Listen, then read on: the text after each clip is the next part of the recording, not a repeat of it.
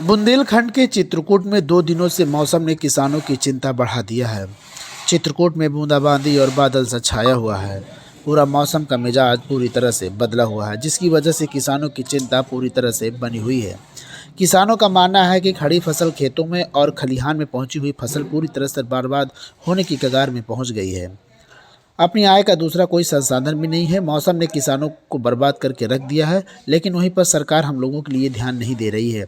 ऐसे में सरकार को ध्यान देना चाहिए। इस मौसम की मार से किसान ही झेल रहा है। बुंदेलखंड के चित्रकूट में गेहूं, अरहर, चना, मूंग, सरसों, मसूर इन फसलों को काफ़ी नुकसान किसान झेल रहा है।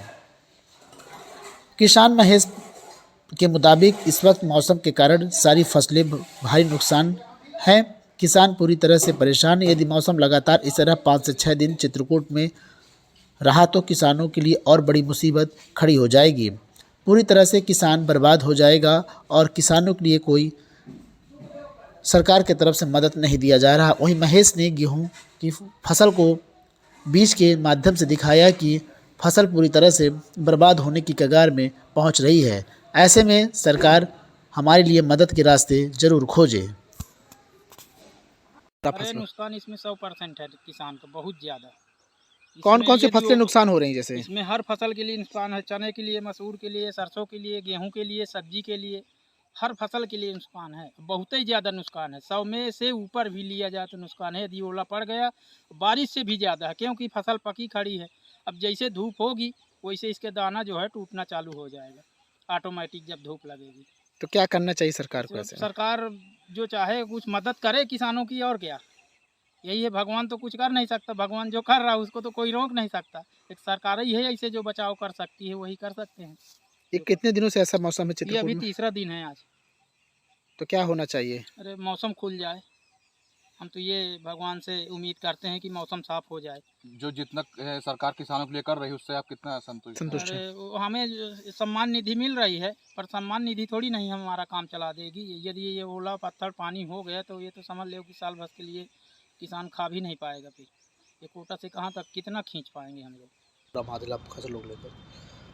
मुझे तो लगता है ये ग्लोबल वार्मिंग है और किसानों को कुछ ना कुछ अब नया बदलाव लाना पड़ेगा अपने इसमें खेती में। और लगभग पिछले 1 दशक से बुंदेलखंड में लगता है कि हर 10-10 दिन का अंतराल आता चला गया और हमारी फसलें जो अगैती किसान को बोना चाहिए वो अगैती न बो के अगर वो सही समय में बो रहा है तो उसका नुकसान अब उठाना पड़ रहा है।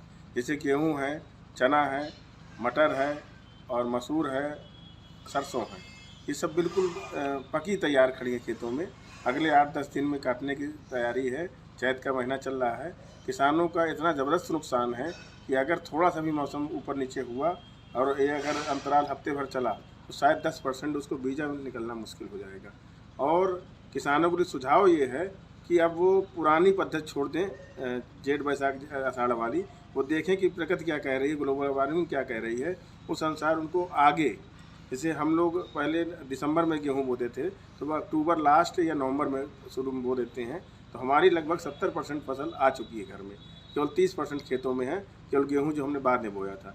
तो किसानों के लिए राय और सुझाव ये है कि सरकार भी आपको पूरा नहीं दे सकती, ना भगवान से आपको कोई बचा सकता है। बचा सकता है तो आपकी जागरूकता। अगर आप जागरूक रहेंगे और इतने ऐप आ चुके हैं और इतनी भविष्यवाणियाँ और इतना सूचना तंत्र मजबूत हो गया है, कब मौसम क्या बिगड़ेगा क्या है 1-2 महीने 3-3 महीने पहले मालूम पड़ जाता है। तो उसको उस हिसाब से खेती करना चाहिए, तब तो सफल हो सकता है। अन्यथा इसी तरह मौसम की मार पड़ेगी।